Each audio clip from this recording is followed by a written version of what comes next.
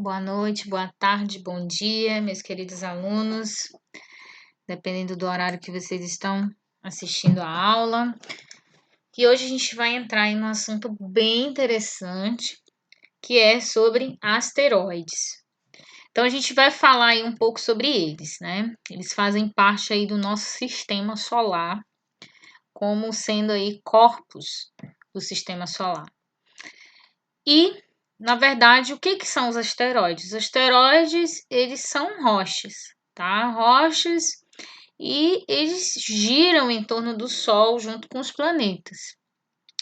É como se fosse um planeta, só que pequenininho, mas a gente não pode chamar essa palavra, a gente chama de asteroide mesmo. Então, eles são encontrados onde? Eles são encontrados numas regiões conhecidas aí como cinturões. Geralmente a gente chama de cinturão de asteroide. Então, aqui nós temos um exemplo aí de um asteroide, né, que foi descoberto já, que é o Matilde. E nós temos aqui outros tipos, como o Eros, a Vesta, né, que é o segundo maior asteroide aí do nosso sistema solar, dentro do cinturão que fica entre Marte e Júpiter. Então, existem concentrações de asteroides na região entre Marte e Júpiter. E a gente chama de cinturão de asteroides, como vocês podem observar aqui nessa imagenzinha, né? Então, aqui que fica o cinturão de asteroide. Aqui nós temos a órbita de Marte, né? E aqui nós temos a órbita de Júpiter, tá? Então, no caso, esse cinturão fica entre Marte e Júpiter. Aqui nós temos uma outra imagem, só que de uma forma mais movimentada, né? Onde nós temos aí a órbita de Marte ali, só que de uma forma mais rápida, e a de Júpiter aqui, ó. E os asteroides, eles ficam aqui, ó, girando, ó, girando em torno do nossa estrela, né? O nosso Sol.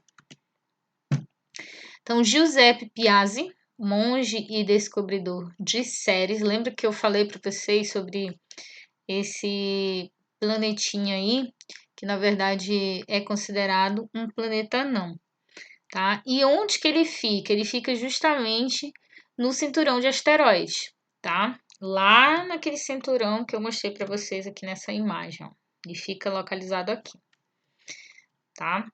E ele é o maior corpo lá do cinturão de asteroides. Então, comparação do tamanho entre os 10 maiores objetos do cinturão, tá?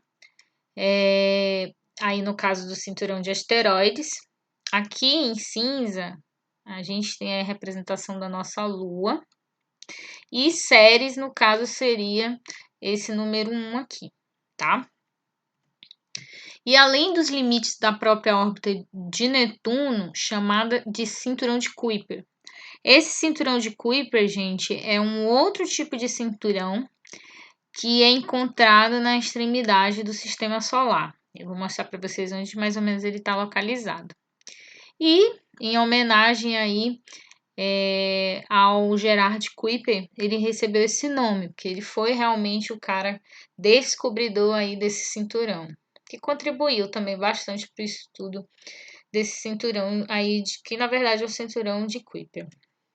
Então aqui nós temos as órbitas dos planetas, né? Aqui o nosso Sol. Aí aqui nós temos a órbita de Netuno, nós temos a órbita de Plutão aqui, elipticamente. E o cinturão de Kuiper, ele é toda essa parte aqui, ó, tá?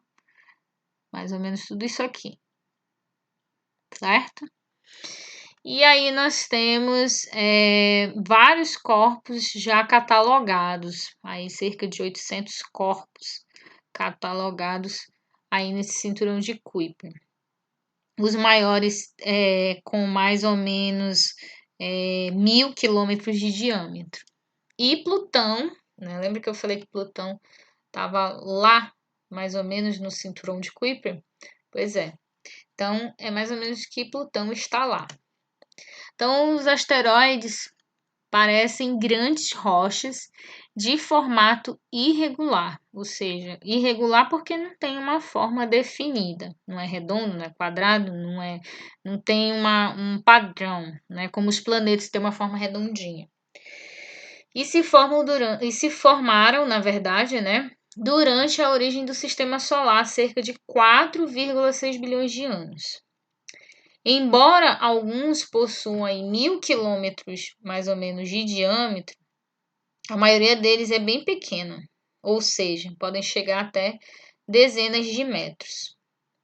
Então, aqui nós temos aí uma conclusão geral, né, do nosso sistema solar e do cinturão. Então, aqui nós temos os planetas próximo ao Sol, tá? O cinturão de asteroides aqui, tá? Sendo que Ceres está incluso aqui nesse cinturão, que fica entre Marte e Júpiter. Depois nós temos os outros planetas aqui, ó, tá? E mais para cá nós temos o cinturão de Kuiper, né? E lembra que a gente estudou todos aqueles planetas anões, como Plutão, Caronte, né? Que no caso Caronte seria o satélite de Plutão. Nós também demos uma estudada em Eris, Makemake e entre outros. Bom, agora a gente vai entrar numa parte muito legal. Eu gosto bastante de falar sobre esse assunto, que é sobre cometas. Então, o cometa, gente, ele nada mais é do que um asteroide, só que um pouquinho diferenciado aí. Eu vou explicar para vocês como que acontece isso. Só que esse asteroide, ele é, na verdade, uma rocha de gelo grande, né? E que formam os cometas. Então, um cometa, na verdade, só é um cometa quando ele tem uma cauda, tá? Eu vou explicar para vocês o que é essa cauda.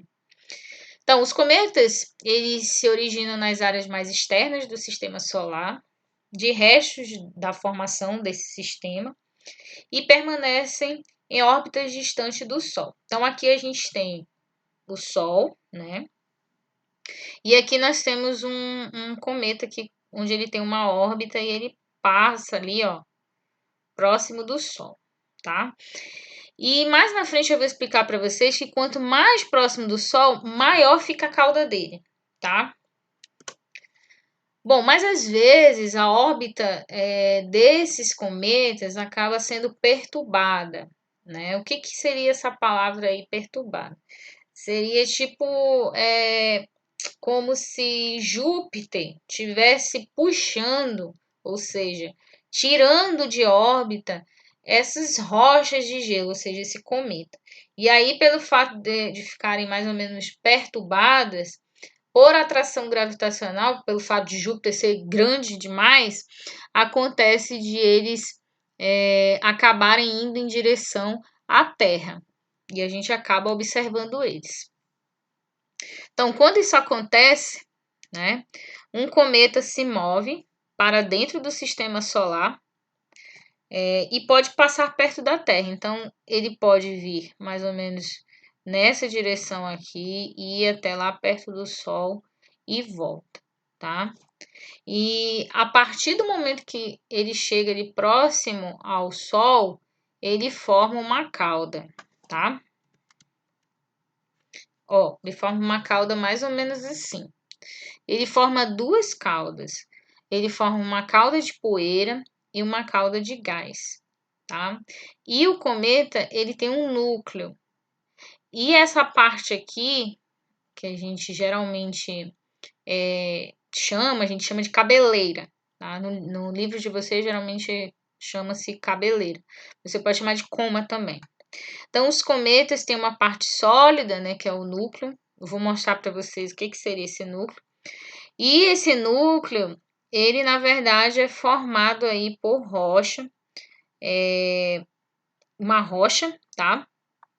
E o resto do cometa, quando ele está se formando, se espelha aí uma parte dele que é poeira, gelo e gases, tá?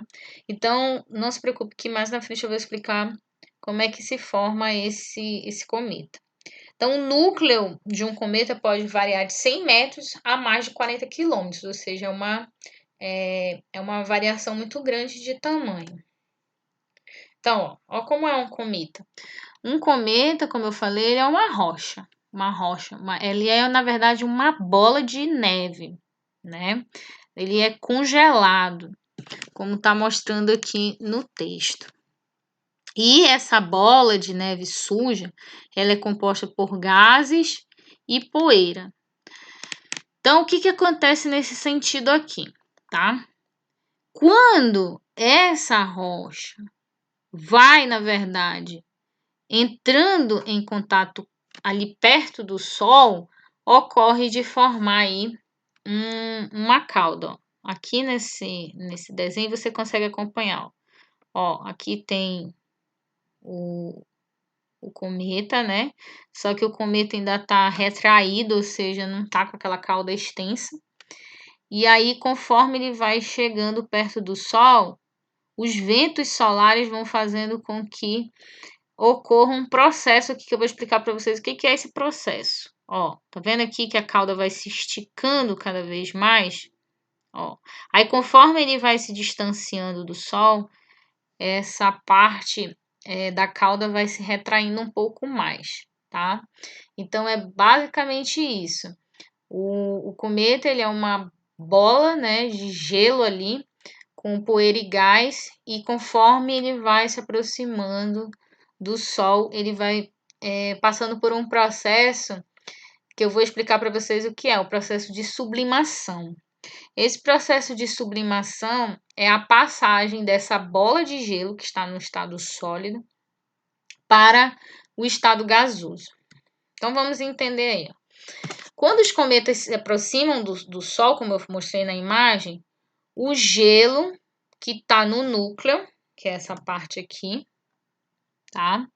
Então, essa parte aqui, no caso, seria a estrutura do núcleo. E ocorre a liberação de gás, ou seja, ocorre a sublimação. O que é sublimação? Então, antes da gente entrar no processo de explicar como ocorre a formação de cometa, a gente tem que entender o que é um processo de sublimação.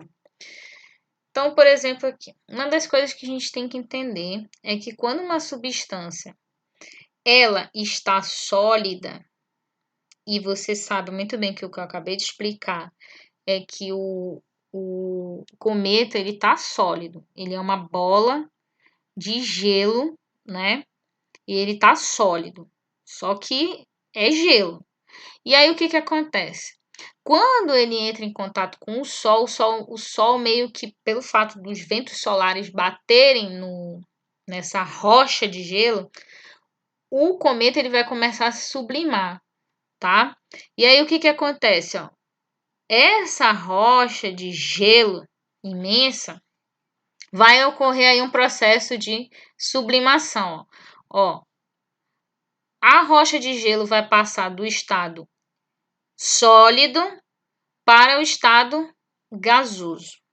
É isso que acontece. Essa parte aqui, ó, que o cometa ele tá com essa cauda extensa aqui, né?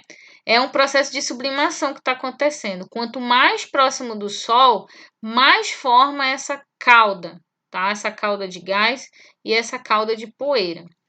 E aí o que acontece, né? Esse processo é chamado de sublimação, é o processo da passagem da bola de gelo que está sólida para gás, tá? Então entendam isso, ó, passagem do gelo aqui, ó, para aqui no caso o estado gasoso.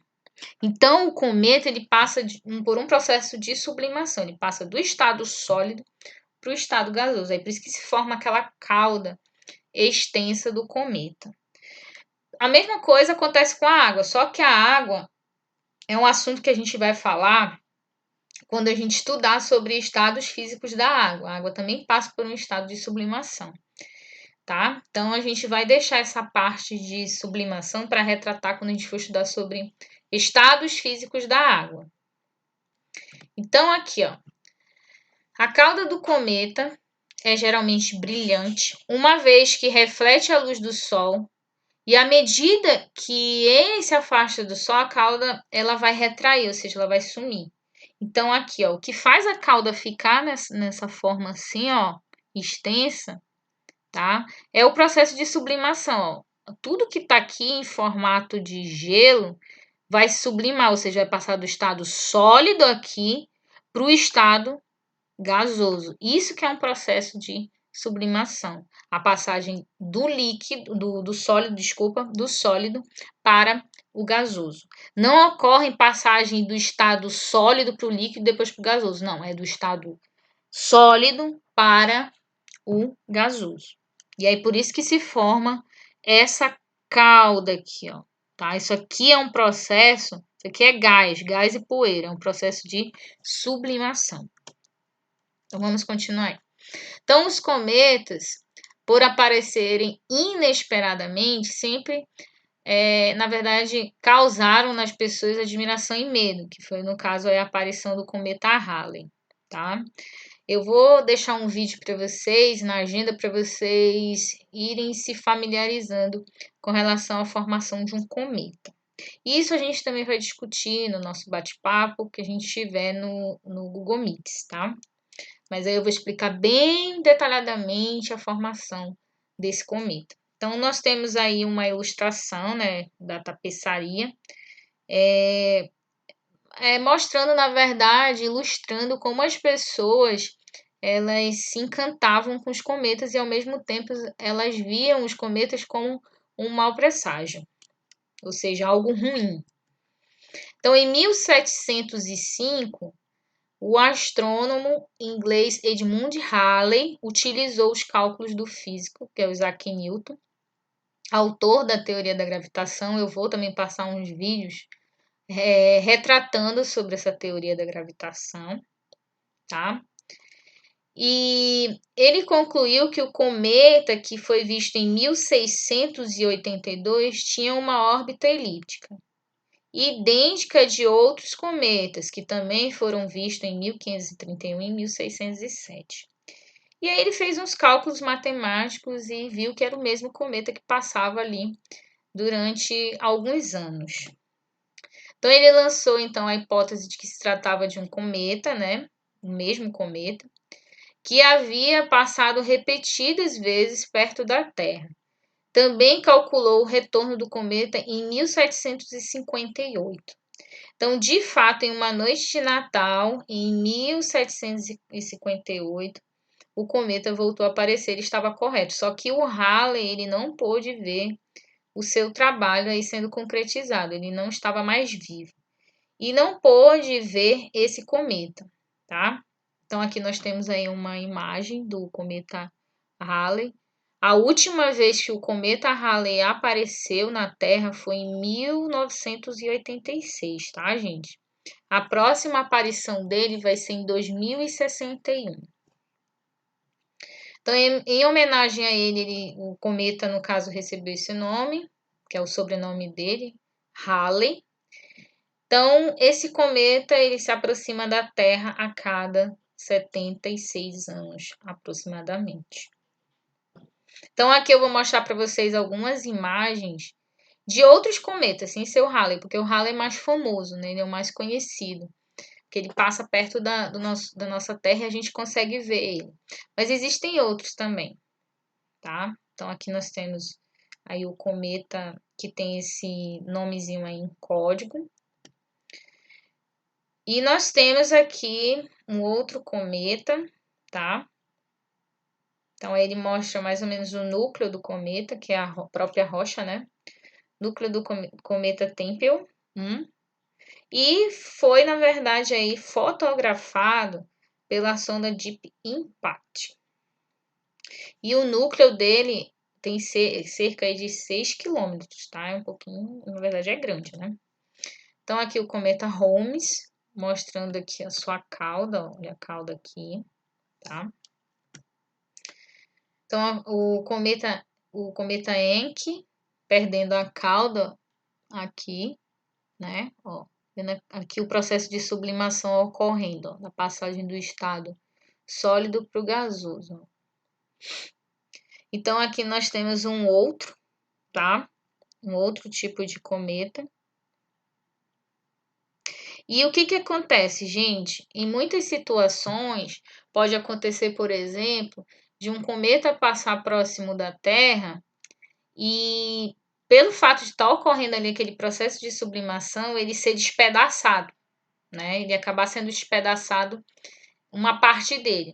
E quando ele é despedaçado, esses pedacinhos eles se espalham e eles caem na atmosfera. E aí a atmosfera começa a queimar, na atmosfera da Terra, tá, gente? A atmosfera começa a queimar esses pedacinhos, aí forma um monte de cometas bem pequenininhos. Só que a gente não chama de cometa, a gente chama de chuva de meteoros, tá? Aqui nós temos um outro cometa aí, é o Kohoutek, e essa foto aí foi tirada em janeiro de 1974. Então, gente, a gente finaliza nossa aula por aqui. Lembrando que na próxima aula a gente vai falar de um outro assunto também relacionado a cometas e asteroides. E, na verdade, a gente vai entrar na parte de meteoroides, meteoros e meteoritos. Então, espero que tenham gostado da aula e até a próxima.